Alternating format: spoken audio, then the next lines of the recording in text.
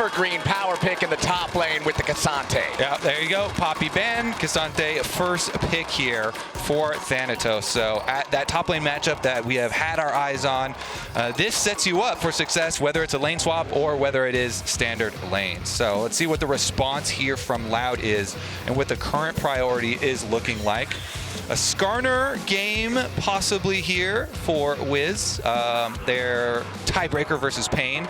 Of course, they also used the Skarner. That was their Mel and Ezreal, poke game as well. So the Ezreal itself actually picked up again here too. So both the Skarner and the Ezreal coming back after their most recent game. We'll see if they also supplement with Mel, but insta-locks from Cloud9 Flowers. Absolutely. The Zyra, as long as she has her E, those grasping binds available, it's so difficult for the Skarner to ever get on top of her with the E-stall impact. You can easily control the zone, disengage from that. Corki also having flex value. You can take him bot lane, you can take him mid lane if you want to. Keeps them guessing on Loud side. Yeah, the power clear here for Blaber. Blaber definitely quite good at all types of junglers, but carry junglers especially. He loves keeping his farm super high, trying to be as efficient as possible around the map. And anytime you have a Leandri's builder, it feels nice when you see, Skarner, which is rushing a lot of max health. And Leona will be a very good target for him as well. Let's see about the bans here to come out then, because of course Corki is flexible, so Cloud9 giving away a bit less information. Looks like we are going to continue to target support here, though. Some of those Leona answers, Alistar off the board. I feel like the first half of the draft went really fast. There wasn't a whole lot of sitting around and thinking about this. Both teams seem to have a plan coming into this one. You already mentioned the Alistar getting banned away here. I wouldn't be surprised to see more support bans coming out from Loud's side. Mel going to be the ban for C9. Yeah, I think, looking at even just at their most recent game here, super good ban here. It just, Mel works so well, in comps that have a decent amount of range in other places as well. Kit really complements, the likes of Ezreal and stuff, so banning that one out again. Plus, it's just an annoying lane to deal with. All right, they're worried about some other forms of engage from Cloud9, namely because Blaber is on the Zyra and is much more counter-engaged champ, much more DPS here. So they don't want the utility of an Ashe and the other engage options to go over to Cloud9. Makes sense. Okay, Talia, the final ban here from C9. As, their comp is currently lacking pretty much all forms of actual engage. Ksante is great at having a Ksante moment if you try to tower dive him. Zyra is great at counter-engaging like you're talking about, but where's the real go button? Where's the gasoline for Cloud9? That's what I want to see in the second half of this draft, but it is Loud's pick first. We'll see what they want to settle on here. They've already got their jungler. They've already got their bot lane duo. Solo laners need to be picked up, and Aurora is the first of those to be locked in. Okay, Loud piling on engage. Skarner, Leona, and Aurora angles for them here. They certainly will be getting their engages onto the Zyra. We will see how much damage the Zyra gets off before it goes down, but definitely is going to be the target. The Corki, very mobile here, of course, and it looks like the Corki will be going bottom if they lock the Hwei here for the extra long range. All right, that's exactly what they're going to do. Okay, so now we've got some wave clear. We've got some range, very standard control mage type of stuff for C9. But Kobe, I'm looking all over. I don't see it. Where's the engage? Well, Vulcan here. Still yet to pick, and there you have it, Flowers. Okay. The Rell here to set them up. It actually is so good with Hwei too. Hwei has that really nice AoE to complement, so Cloud9 pretty well-rounded composition for themselves. Ksante, very adept at playing the side lanes. They have very strong team fight for themselves, also have some good range for themselves. Loud have indexed pretty heavily into dive and engage though, so there we go. We're going to index even heavier. There we go. We do get one of the Robo champs, the Olaf, coming out here into the Ksante. If lane phase doesn't go well for an Olaf, then it becomes really hard. But their team is just so much dive that everybody's going to be playing the same direction. We'll see if Loud can get back to the Hwei and put real pressure on those carries. foxes are good at chopping down weeds, buddy. That Zyra might be able to peel most champions away, but Olaf berserking in that Ragnarok could be a real problem if Robo can get ahead early. Specifically, if Loud are going to be the first team from the Southern Conference to take a game here at this cross-conference play, where do you want to see them focus in this early game? I mean, I do want to see them make sure that this Olaf doesn't fall behind the gold curve of the game. Olaf definitely needs to keep up gold, keep up experience. So index into whatever we have to do to make sure that doesn't happen. You know, whether it's jungle clearing up towards that top lane or to the other side if the lane swap does come out. Invade, get those deep lane swap wards down for yourselves as well. Olaf also is quite good in level 1s, so maybe they can cook up a level 1 and try and make use of the undertow. Oh yeah, spamming those out, the constant slows, you're pretty much guaranteed to at least get a flash and then make a return play somewhere else with your jungler as time goes forward with that powerful Skarner. About to load into game number 1. C9 with the Corki bottom too. I know that we talk about the Corki as a flex pick. I personally prefer to see it in the bottom lane. I feel like ever since the changes with the package, that's kind of his home now. Mid lane's more of his vacation home. And give it his normal home. And especially when you're playing into the Aurora, you know, a lot of people like the range there, so you go with the Hwei, have some good mid lane phase there for Loki. See what they can get done. Make sure this Aurora doesn't roam around too much. Of course, post 6 side lane roams are very, very annoying from the Aurora. But here's that level 1 we're looking for. Flowers, led by the Olaf. Blaber's just going to get as much distance as he can, and he will strut away easily from that undertow. Does not want to get caught out by Loud as they invade the top side jungle of C9. Get those lane swap wards down. It is critical. Going for the extra deep version here for Robo, but it looks like they did spot it from Cloud9. Cloud9 ping's going down on it. Okay, looks like we're not going to get a whole lot else, but because they saw it, I think they could just clear it out. Vulcan's got a sweeper, and actually it's in tower range. Oh, little bit of a misplay there. So Vulcan just taking a little vacation to that top lane real fast to clear that out. And while the minions are about to spawn, let's check in on Cloud9's real-life trip to Brazil so far.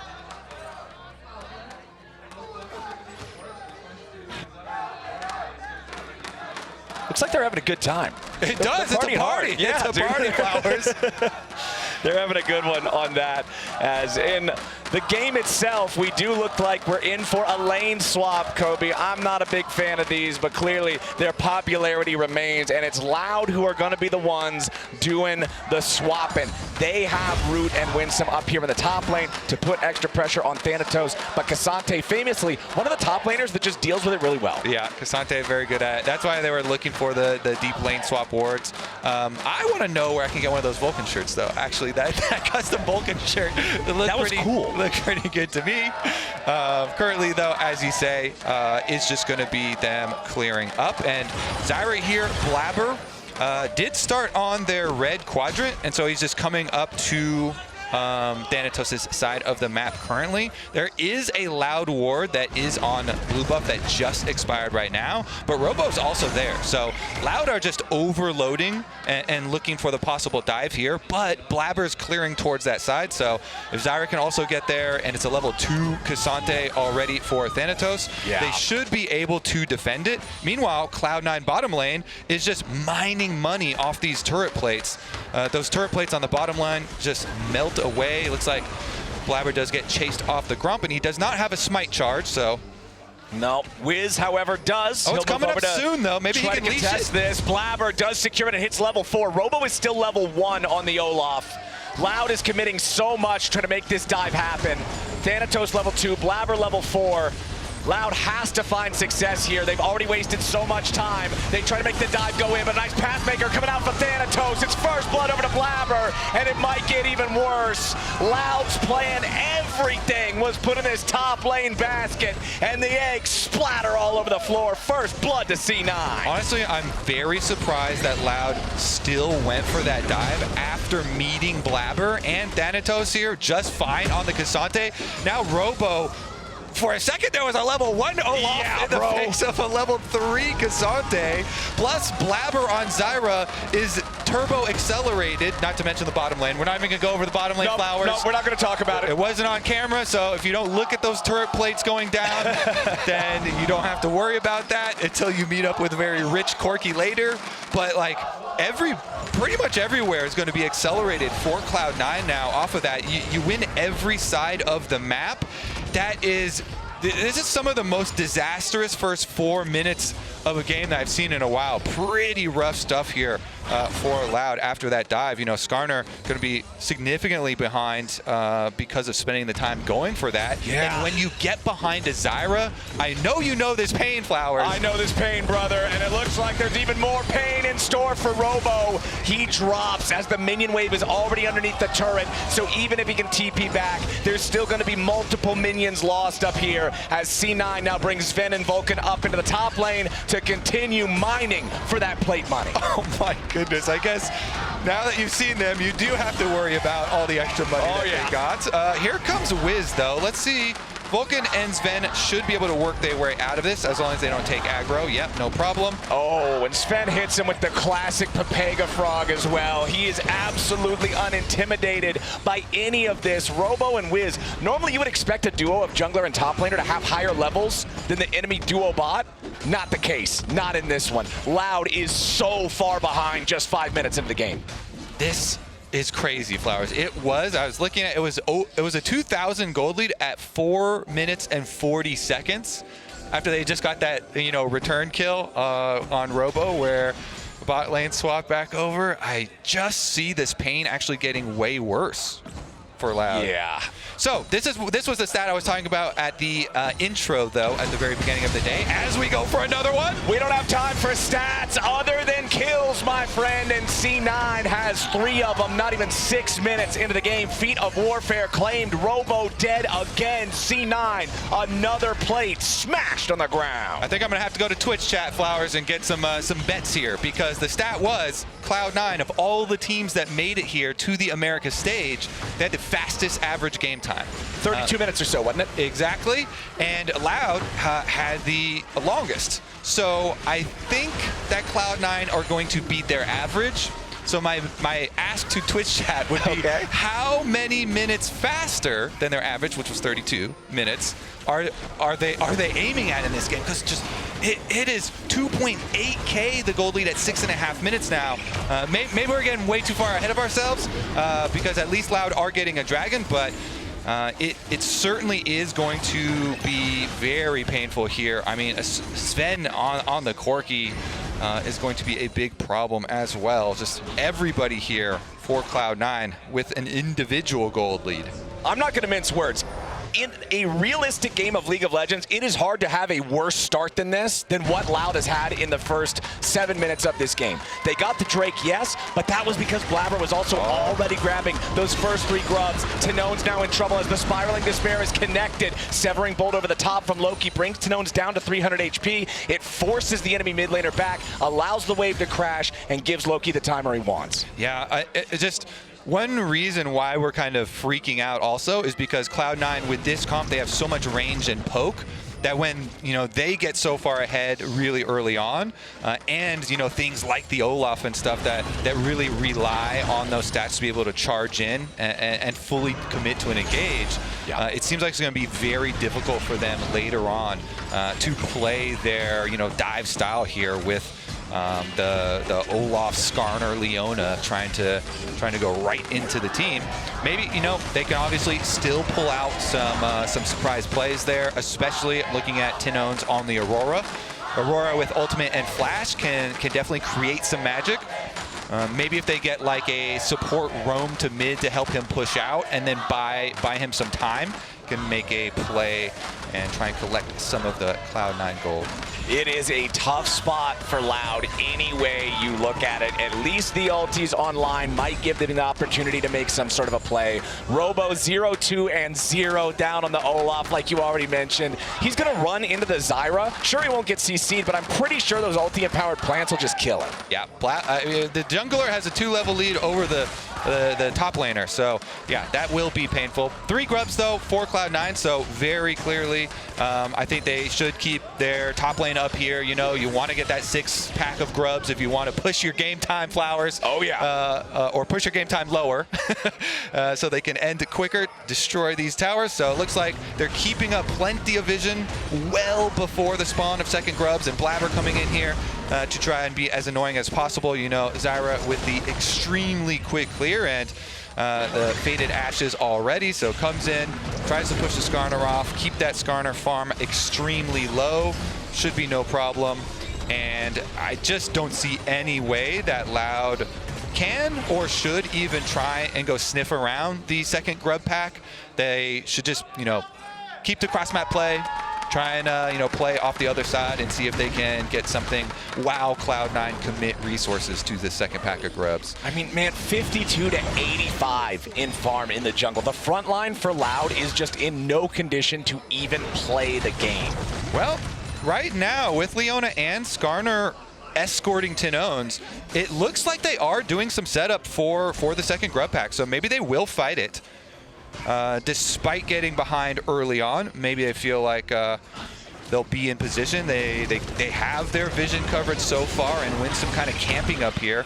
He would need to leech a bit more to get his level 6 if they want to fight it, though. Leona really, really desperately needs that experience for level 6. There we go. There he goes, but he walks into a little bit of damage from Loki at the same time. Luckily, the Eclipse is going to protect him from a large portion of that. But C9, once again, controlling the topside river. So, Flowers, if both Thanatos and Robo teleporting in at a level 7 Olaf, I want the first one. Yeah, pretty big discrepancy there. And currently, Thanatos has the Olaf pushed under tower. So let's take a look at this.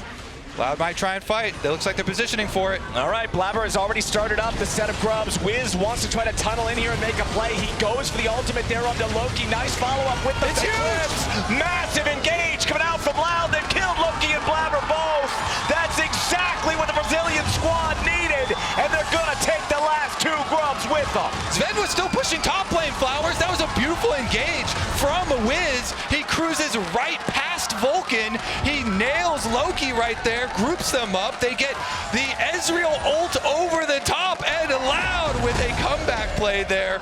Even though Cloud9 still get 4, Loud getting some money and getting some kills, plus 2 of those Grubs is definitely way better than the direction that the game had been heading. Yes, that is the biggest play in this game by miles for Loud. They needed that. Let's take another look at how it happens with Wiz going in first. So Riz, he cruises right past here. Vulcan tries a Q, but it's definitely too late there. Skarner gets Loki in with the ultimate, and then that Aurora from the top side nails him right there in the river. And as you could see, you know, Zven was pushing in the top wave, so Cloud9 did not have their other big carry there, and Loud fans are popping off. They are living up to their name, my friend. They are excited to see their team not down and out of this one here just yet. They've still got a lot of ways to go. There's a lot of game left that they've still got to try to claw their way back into, but that does show that there are angles they can find to do it. C9 now looking maybe for something onto Robo, but they won't get a whole lot. It's still Olaf. He can just pop the ulti and run. Yeah, honestly, I would say for Loud, if you continue to look for these plays onto Loki, because they burned his flash in that play plus getting the kill. Flashless Hwei is going to be one of those dream targets for them. Currently, though, with Cloud9 investing all their resources down to the other side to make sure they get that dragon, you're going to have to wait that play out, and you're going to have to go through a lot of vision. You see all these wards here, shallow wards up through Loud's jungle that Cloud9 are going to leave behind after they take the dragon.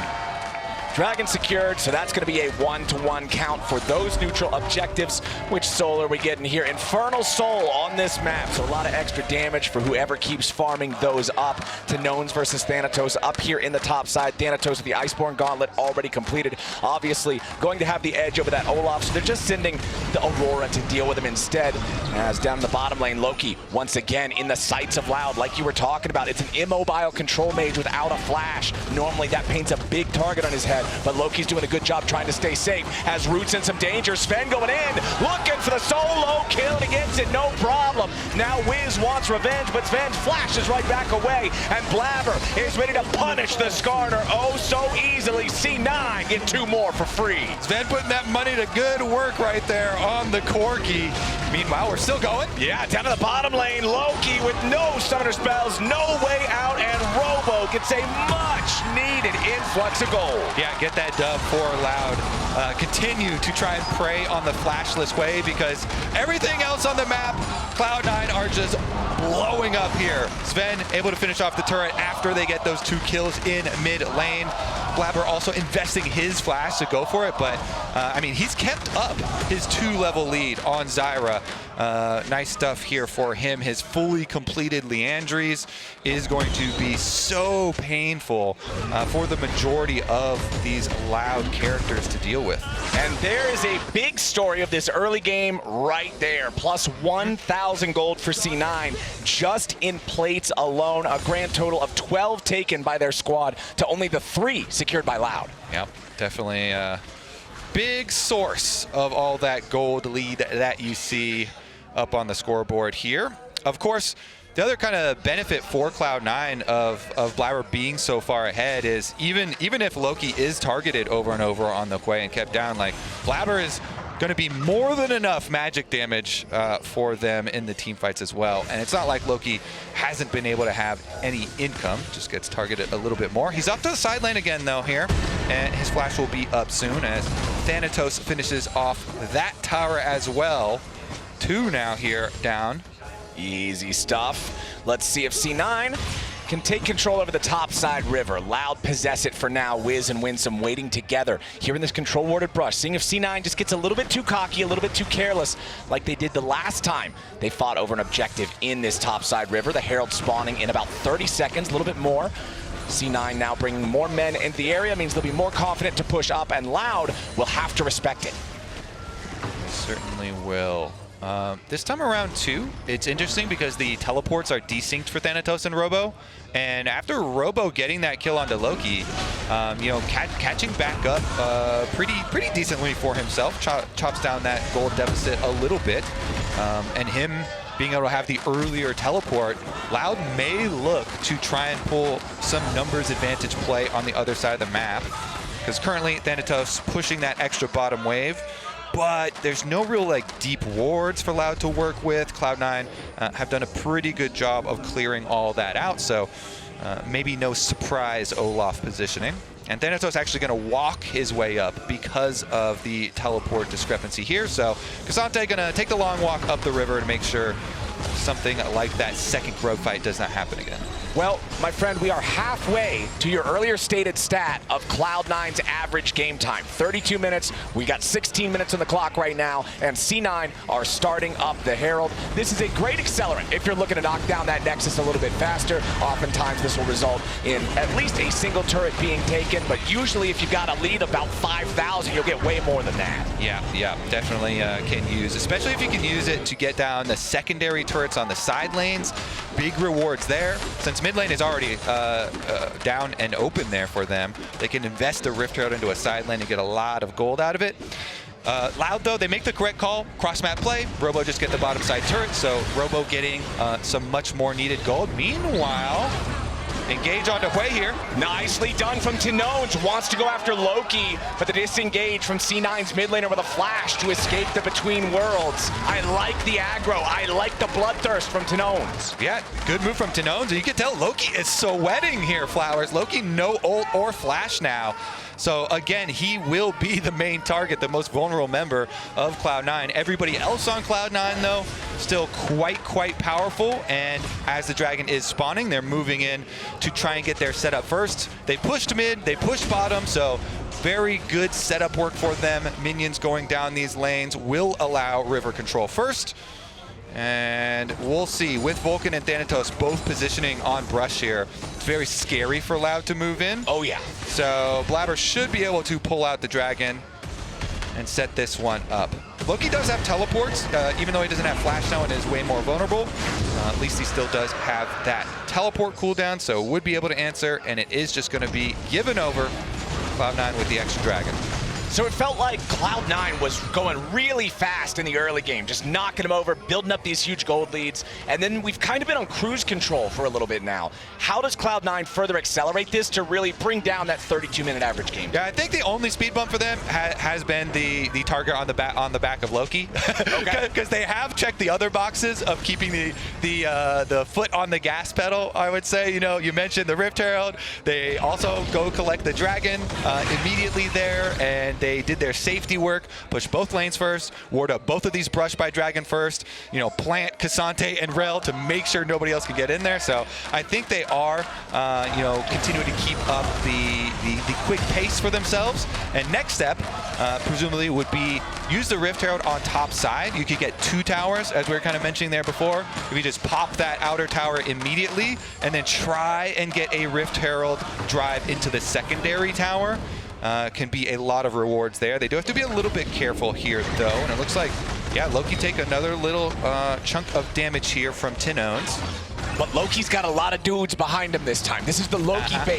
They're just throwing him out there saying, oh, look, it's the guy you kill all the time. Don't you want to kill him again? And as soon as Loud goes in to kill him, C9's going to be ready for the counter punch. Loud knows better, though. They're not going to overcommit to just the Loki. Instead, they'll just hang around. Robo trying to steal away a little bit of resources here in the bottom lane. Robo at least caught up pretty well, considering how disastrous the early game was for him. Only 100 gold behind the Ksante now. Yeah, and you know, getting his kill onto the Hwei, definitely helping out there. As well, you know, Ezreal at least got the transform for Muramana. He may be a full item behind Zven, so still like definitely not caught up, but at least he's got his transform on his Muramana there. You know, trying to rush to those 2 item breakpoints at least for Ezreal, bypassing the boots a little bit there. See what he can get done, because Root is really the big, you know, best mechanics on the team, really looking for him to do a lot of work for Loud. We'll see what they can do. Of course, Zven has been very aggressive with his giant gold lead on the Corki, as he should be, and he's got the rapid fire cannon as his extra item over Root in the matchup, so that's going to provide a lot more poke, a lot of extra safety there. This Cloud9 group, Rift Herald on top side where Otacon already is, so they got to at very least get the outer tower first. I would say ideally we'd get a drive into the second tower here, but you don't want to fully compromise positioning and have to worry about this Loud team fully engaging and getting a flank. We'll see if they can safely get the second charge off or not. Loud are here contesting a bit. Wiz did use the smite on the large Krugs, so that's not going to be available to stop the Herald, but it's not like it's needed. C9, like you're talking about, they don't want to overcommit to shoving this thing into the tier 2. Instead, that'll get killed off before it ever makes that second contact. True shot barrage from Root to check the voracious Otacon. Just make sure C9 aren't starting it up. We've seen plenty of disasters of teams starting this thing up too early, too confidently, only to have the other team show up and ace them, and it doesn't appear that Cloud9's interested in falling into that trap, as they're going to draw Otacon into the turret. Okay. Yeah, this one leashes pretty far because of the channel spell, and looks like even Otacon has decided, all right, Loki is the member on Cloud9. I want to attack as well. This Hwei that very shortly should have his flash up if the indicator is correct, and have that extra little bit of safety. But Cloud9 currently with Dragon number 3, only 1 minute away, investing some resources to the other side of the map. All right, C9 making a play on Robo down here in the bot lane, but immediately he pops the Ragnarok and walks it off. It is an ult for ult trade, though, as Vulcan used the Magnet Storm to guarantee the force of the Ragnarok. Now the follow-up from C9. Thanatos forces Robo away, and Zven collects all the damage of the tier 2 turret. And the Olaf ultimate is a 73-second cooldown currently, as Zven has to flash. Nice little punishment. Yeah, I like that from Loud. They go for the Solar Flare afterwards, but they aren't going to find Zven. Sidestepping away from that Zenith Blade right afterwards. Cloud9's bringing the whole party. Loud's got to get out of here. Vulcan goes for the engage. They throw down the Zyra ult, but it only hits Winsome. He's got to be a little bit careful now. Vulcan might just die to the Ignite. Meanwhile, Thanatos going all out into the backline, and Root's going to be killed off next. Zven goes on a rampage, and Robo has to run all the way away. away. C9 gets a 2-for-1 and control of the Drake pit. Yep, that's going to be Dragon number 3 for Cloud9 after the chase. The rotation over from the rest of the team made possible by Zven dodging both Leona engaged spells there. The ultimate and the E, nice little just sidesteps backwards for him. Here's another look at it though. They were so deep because of taking the secondary tower. And then Thanatos teleporting out, but then returning with the rest of the team, as you can see on the minimap roaming down now. So Zven, he flashes away from Skarner ult, dodges both attempts of engage from the Leona, and that allows the turn from Cloud9. Once they're all here, they know they're going to be able to chase through with their monetary advantage. Still getting the 1 counter kill there for Loud in taking down Vulcan. Having the Ignite on him is something for them, but yeah, still smiles for Cloud9. They know at the early game advantage, as long as they're able to, you know, make the rotation over after chasing so far, they will be able to get that Dragon number 3 and their gold lead up here at over 6,000. Massive. As we get to the Otacon fight. Okay, the Otacon starting up. True Shot Barrage did not hit anybody on C9, only the Otacon itself, which is not really being focused down that hard just yet. Now, finally, C9 brings everybody up here. Blaber on the Zyra does a ton of damage to this thing, but they got to make sure they don't allow Wiz to come in and steal it away. Grabbing the false lives and then taking a team fight from that could be an opportunity for Loud to come back into the game a little bit, but Zven and Vulcan going to chase Robo back down into the mid lane here. Otacon itself going to reset on the aggro. Loud are going to take the opportunity to secure the tier 1 top lane turret for themselves. As Robo takes a blast cone, gets all the way away back down to the bottom lane, and he's just going to move on over and keep pushing the wave.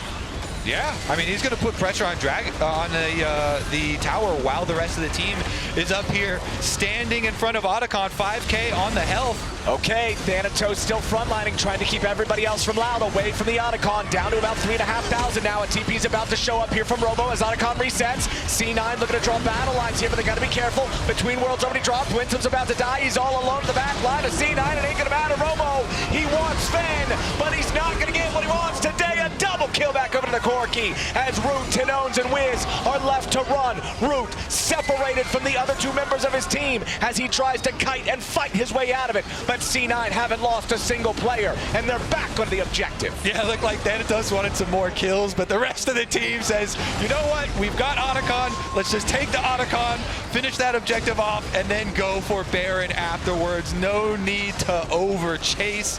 Cloud9 at 26 minutes here are going to get both of the mega buffs, Flowers.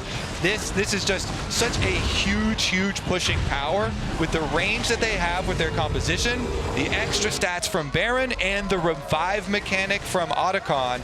The next Cloud9 siege should be devastating for the Loud base. Here's another look at the start of it, and Cloud9 are actually taking a lot of the Otacon debuff at the moment. But it's because they're so confident with the lead that they have. Then when they see the teleport come in from Robo, and the engage actually comes out from tinowns on the left side, it was just Winsome on the right side. So Cloud9 turned on Winsome, got the early health lead, and Robo tried to chase through to kind of like salvage the play there with a little extra pressure on Zven. But at that point, it's just too late. You know, they already kind of desynced a little bit too much on their engage. I mean, you're talking about this next C9 push should be devastating. I feel like it should be game-ending with all these buffs combined. Winsome's Solar Eclipse, not going to find a lot. Root's True Shot Barrage doing the same. C9. Side lanes. They are not threatened whatsoever. Their side lanes are already pushing in with the pincer attack as Thanatos will break into the enemy base uncontested. Loki's going to take the tier 2 top the same way, and now the 3-man squad in the mid lane that completely avoided any threat of danger from the Loud engage attempt is just going to continue pushing forward themselves. Here it comes, the C9 onslaught with the double mega buffs.